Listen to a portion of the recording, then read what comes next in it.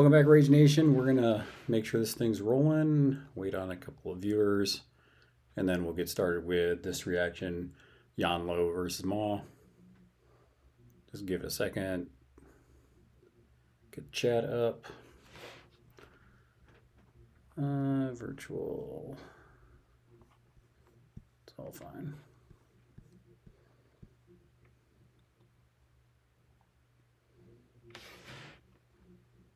There we go.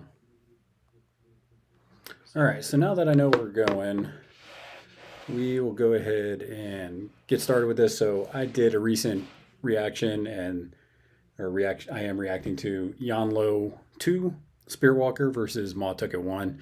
And this is off of GG4, so I also wanted to respond to it. So you guys could see the pool. I can give my kind of interpretation of it. I did play the Booty and Plunder round 4. Jesse put out preliminary strats and schemes for the tournament, but he did say it is subject to change. There is a couple things I am going to notice that definitely I noticed playing that got a little clunky. So just some thought for some people out there.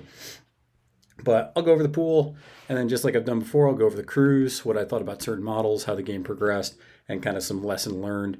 That way people can get some ideas of it. I'm also going to start doing some unpack videos for some of the crews that I play, so people getting into Malifaux can see turn 1, just some methods of unpacking. There's multiple ways of doing it, though, as you go. So let me pop this up, get the chat up. Nice, got Solomon in the chat. So welcome, and hopefully we get a few more. If not, hopefully people watch this once it posts on YouTube published. But yeah, I got into playing Yanlo. It's a really cool looking keyword. The models are beautiful. Manos is a beast. You'll hear me talk about him a bunch. And Yanlo himself is interesting. The title, yeah, the title's kind of, it got nerfed, and you can tell. There's some things that are clunky, but it still has some legs. I just got to figure out if it's worth playing in some situations over the first version of Yanlo, because the first version is really good. So the pool that we played was flank deployment with Stuff The Ballots. Stuff The Ballots is the one where you have to basically, can I click on that? Nope, it doesn't. There it goes. So Stuff The Ballots is basically where you have to get within 1 inch of a ballot box, essentially, and you have to interact to stuff it. You can put up to 3 votes in it. If your opponent also puts 3 votes into it, it zeroes out. And each turn you score by having control of one of those ballots that are not in your deployment, your half of the board, I should say. So Stuff The Ballots is a cool one. I do like this strategy a lot. You can either try to lock down an area, or you can just scatter and score. It's a pretty cool one. So we also had Ensnare, Take Prisoner, Power Ritual, Information Overload, and Outflank. So this really was a scheme-heavy pool, which is why I went with Yanlo 2, because there's going to be a lot of scheme dropping and a lot of ballot stuffing, and I thought the Obeys would be better than Yanlo 1 trying to kind of fight it out with some of his other models. So that's why I brought the list that I did. So I'll go with my list first. So because I wanted the 6 stones instead of having like Whisper, essentially. And wait for this to catch up. There we go. So sorry if it slows down when I switch screens. It's just because I don't know reasons. But I brought the Spirit Walker with Soul Porter, of course, Yin, Manos, Archie, Kenshiro, Gokudo, and Gokudo. So I brought the Gokudos because when you put the reliquaries on them, they get really fast. They become, speed 7. They get positives to the duels, which I'm still forgetting about. Then that's based off of the Empty Vessel, which I'll slide myself around because there we go. So Empty Vessel, that's just really good ability that once they have a reliquary, they just become super fast. You didn't miss that much, Dixon. I just got started. So I like having the Gokudos just because they're fast and mobile. They're a little more squishy than the Kumanai News, but still good. So 2 Gokudos, really good, really fast, especially when you don't plan on bashing it out. bashing it out with everything. So this was Ballots Dixon, so that's I gave it was Ballots, so Ballots in flank and very schemy pool. My opponent brought Mah Tucket with 12 cups of coffee. I actually thought that maybe he should have, if he was planning on fighting, should have brought inferiority complex, the one that gives him ruthless. That would have been good. Little Lass, one Miner, two Rooster Riders, Trixie Belle, Big Brain Bryn, and Uncle Bog. This is against a local opponent. I actually played him with this list and did very well with it, so he wanted to try it out. This was his first game with Maw 1. He played a lot of Maw 2 and some Zip and the Clampets. So I was helping him kind of figure out some tech and some things that are good with this crew. So very solid list, very mobile, really wants to get up and kind of get in your face, do things. Also a lot of scheming capability, especially with the Roosters. I like Roosters when I think I can outmaneuver my opponent, but as you can see with my list, I mean, I brought Manos, Archie. I don't know if I said Archie, but I brought Archie with Yin. So I have three very fast models there, in addition to Yanlo, who himself is very fast because he's attached to somebody. So yeah, definitely able to hunt down those Roosters. So that was something that he had to work with. So as this game kind of started unpacking, the benefit that I see with Yanlo is one, Twist Reality is a really good action. It lets you kill some armor. So this let me just almost one-shot the Soulstone Miner once it landed. So Twist Reality is really good. Obviously, the Obey with a built-in trigger on your minions with reliquaries, just really good. Anytime I can do Final Wishes, I do, because it just lets me get crap out of my deck, or it lets me set up to draw a card, because you get to draw with Spirit Guide once you get the Crow trigger to put a reliquary out. So it kind of lets you look at that, stack your deck, draw, and it also sets up some Twist Reality, some Obeys, some things that you can do. Choose a Path's okay. It lets you put a scheme marker down, kind of like, off the path or whatever.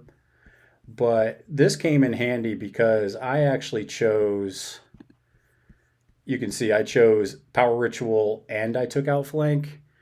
So this actually, if I planned it better, it would have helped me score it, because for those that are keeping track, you can't interact to score both Outflank and Power Ritual on a corner, because you can't get both markers within 3 and keep them 4 inches apart from each other. So that was kind of like that was a mistake, I think, to take both of those, because they're hard to score, especially the final point. So unless you just have like draw out secrets or some way to just drop scheme markers, taking both of those, you're going to miss out on at least a point probably. Say your Dixon, you'd have to assume RT. Yeah. So looking at it, I don't know if I would take Power Ritual and Outflank again. I would take Power Ritual with Yanlo a lot, because if you look at Yanlo's Reliquary, anytime that it's not on the Reliquary, but this Reliquary gets attached to a Soul Porter or a minion, and then basically whenever they move or charge, you get to then also place Yanlo within an inch of them. So it's on the front of his card here. So the reason why I think that's good for Power Ritual is because you can deploy Yanlo in the corner of your deployment zone, drop a scheme marker for the end of game point for Power Ritual, and then you can obey the Soul Porter or the Gokudo, whoever you're attached to. You can then go ahead and, obey them to move, and then you're, 10 inches up the board or whatever, which is, I didn't think of that until after deployment, so that's something I'm going to keep in my mind when I start running Yanlo 2 more. So definitely good. I like the card. I understand where people say he got nerfed. The main thing that really hurts, that I will say, is his upgrade got nerfed to where it can only be put onto your Soul Porter or your minion, and then a retainer minion. And you can't pass it off to anybody who's not that, so you can't pass it off to ancestors. You don't get your empty vessel, when you have this attached to you. So you don't get your plus flips and you don't get your +2 move. So this kind of hurts, and I can definitely see that. I can see the problems. Plus, you don't draw nearly as many cards with Yanlo. You still can. You can draw probably, if you really want to lean into it, 3 a turn maybe.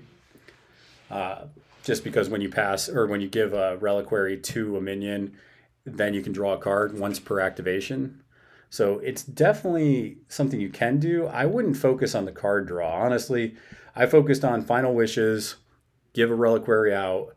So in this list, that was Yin and Manos' upgrade. So you were giving Terrifying to a minion, and you were giving Regen and Lantern of Souls to a minion.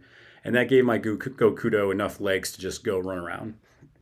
So Final Wishes was most of my activation. If I looked at Final Wishes and I'm like, ooh, this is stacked, I would kill something. So I kill armor, you can kill incorporeal, you can kill anything, honestly. So if I see that, I'm more inclined to try and go kill something. This pool didn't matter. I didn't need to do that as much. So I was really obeying to position Yanlo. I was obeying models to stuff the ballots. So it was just trying to get 3 to 4 more interacts on the board to score these points. So, because if you look at it, putting down a scheme marker with a bonus, obeying 3 or 4 interacts, really good. So that's basically the big thing I want to say about it. I do tend to attach him to the Soul Porter, which is a little risky because he's only 3 hit points with Incorporeal.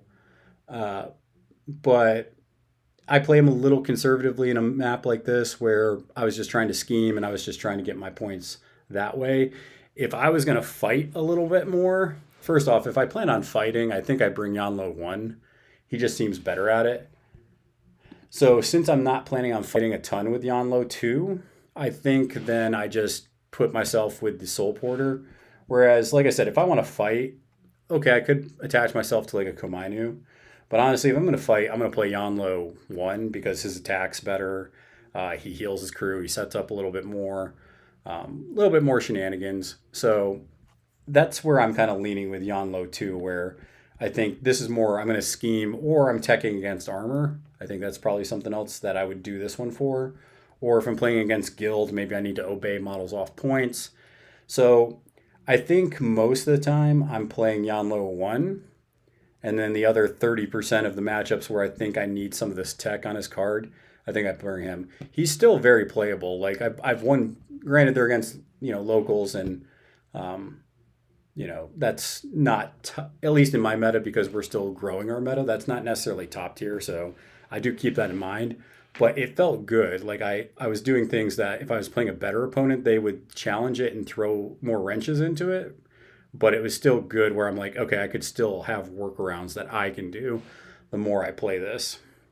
So other models that just did work, honestly, Yin, Shihi, whatever Yin is, the disgusting model just kind of sat on a point and actually sat on an outflank and just kept stuffing the ballot on that outflank and dropping a schemed score outflank and then power ritual and then the end of turn outflank. The reason why Yin didn't get dealt with is because I think the Roosters just got overpowered by Yin and got overpowered by Manos and got overpowered by Archie. They really couldn't handle all of that. Turn 1, I almost killed the Rooster right off the bat. Turn 2, I did kill it. I just shot it with Manos. So Yin was kind of doing that, just kind of holding flank, scoring me points. Yin got me 3 VPs with coordinated other models. Manos, just a beast. Like I said, I used Spirit Barrage to kill a Rooster, gave out Staggered to half the crew instead of diving in and charging because he ended up running the Rooster back into Mah. And I was like, okay, I don't want to go in there. So I just shot it and then took off. So the leap's awesome. It's just, Manos is an awesome model. He scored me a bunch of points in this game too. So he's just kind of reacting and just throwing wrenches, picking off models. Really, really good. Archie basically kept a Rooster at bay so it couldn't go, because my opponent took outflank as well. He took outflank and take prisoner. And he just couldn't, I just had better models going for outflank.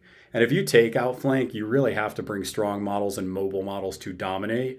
Otherwise, they're just going to get blown up. And I think Yan Lo has a really strong keyword to be like, I'm scoring this unless you bring, like, unless I wasn't scared unless he brought Mah Tucket over to one of those flanks. Like, if he would have ran Mah over, then I would have been like, oh man, this is bad. But Mah was just trying to keep up with scoring points herself because the Gokudo were kind of running around stuffing ballots and just being pains. So he really had a tough time trying to score the center points and also trying to react to what I was doing on the flank. Plus, he was still learning Mah, and I was trying to give him tips that way.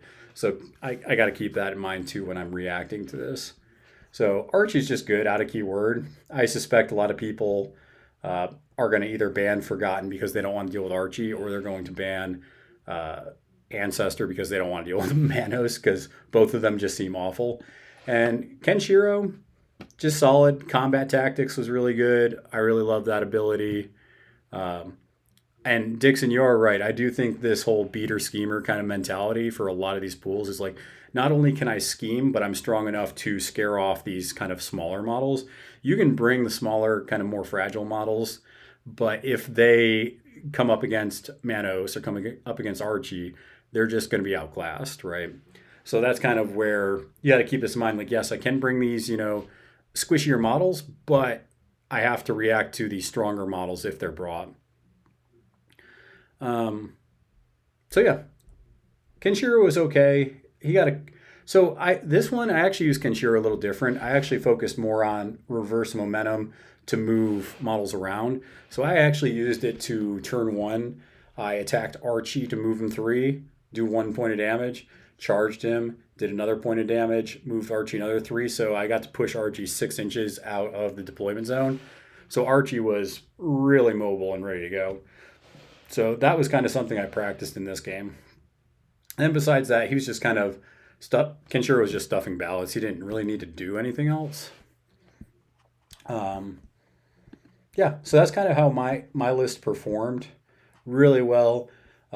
Since this was like his first game with Mah Tucket, I think he ended up by turn 3, 4.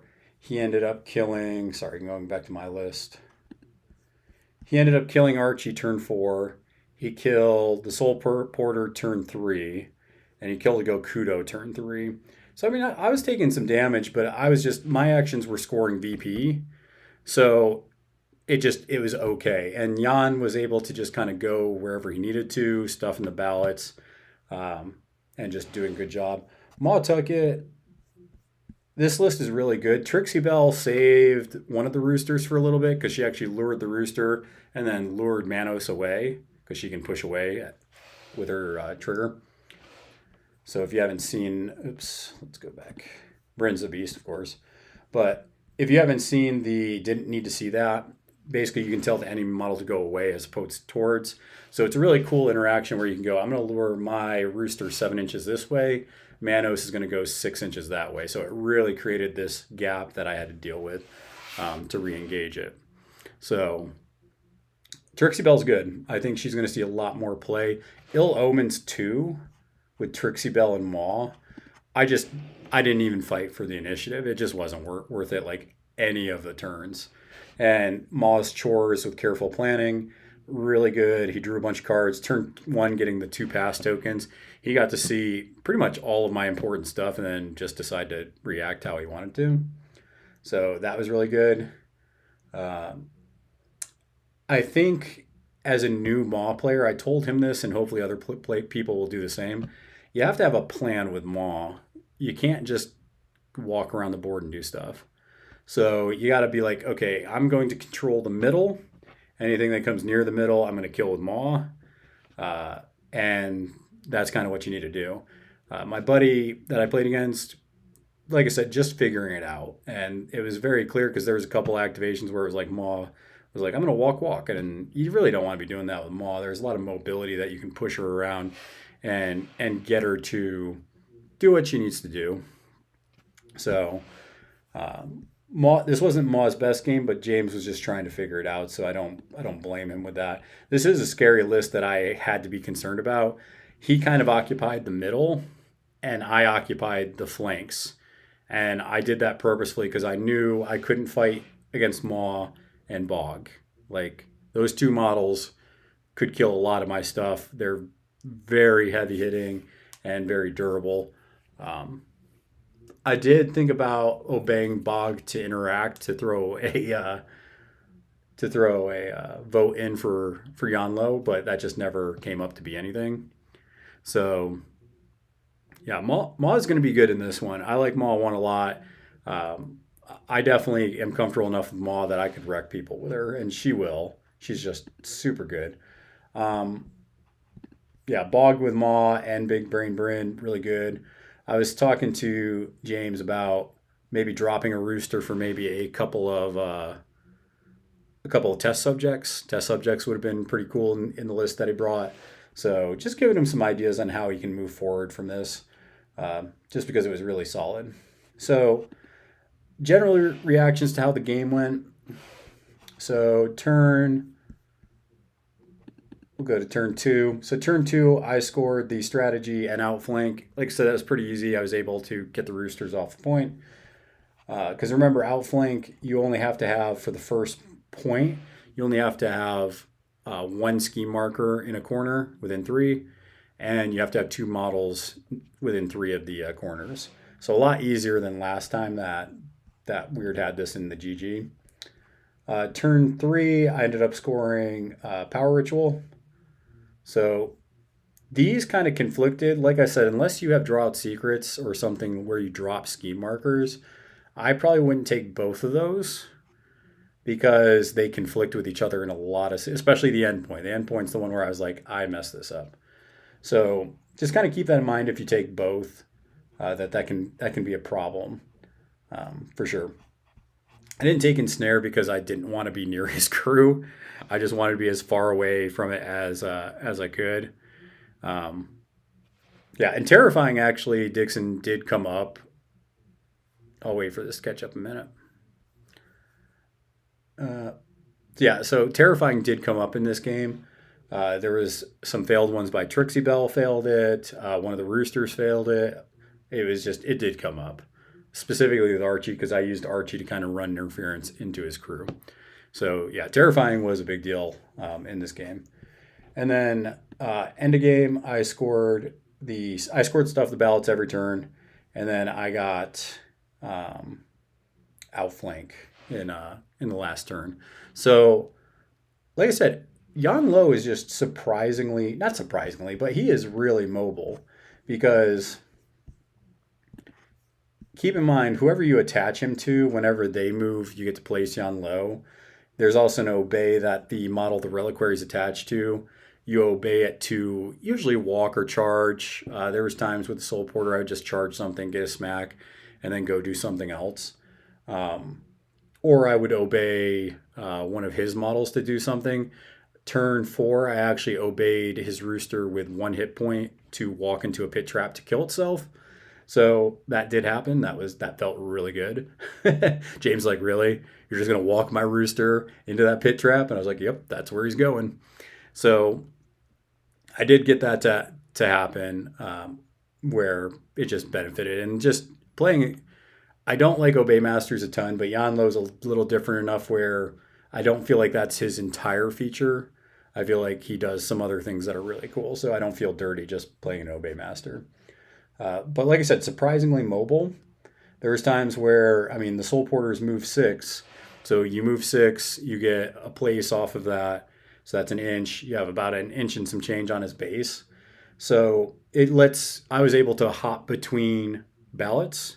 So I could stuff this ballot, obey him to go that way, go stuff that ballot, et cetera, et cetera. So it was really good. I really enjoyed kind of playing it out that way, where the mobility just kind of was insane. Yeah, it's just a lot of fun playing this. I was kind of surprised. The original is one that I'm more interested in, mainly because of the attack and the upgrades he puts on himself and the treacherous path kind of ability you have. But I will say, for things like ballots and kind of either corner deployment or flank deployment, I think I like Yanlo Spirit Walker better, just because it's more mobile and the obey kind of helps you get things going. the Gokudo get really fast. Manos is really fast. Yin is really fast. So I think any of the pools where I want to spread out and scheme as opposed to sit and fight, I think Yanlo Spirit Walker is probably what I'm going with. It really seemed faster. However, I have to then ask myself, okay, so if I have a pool like this, going back to it,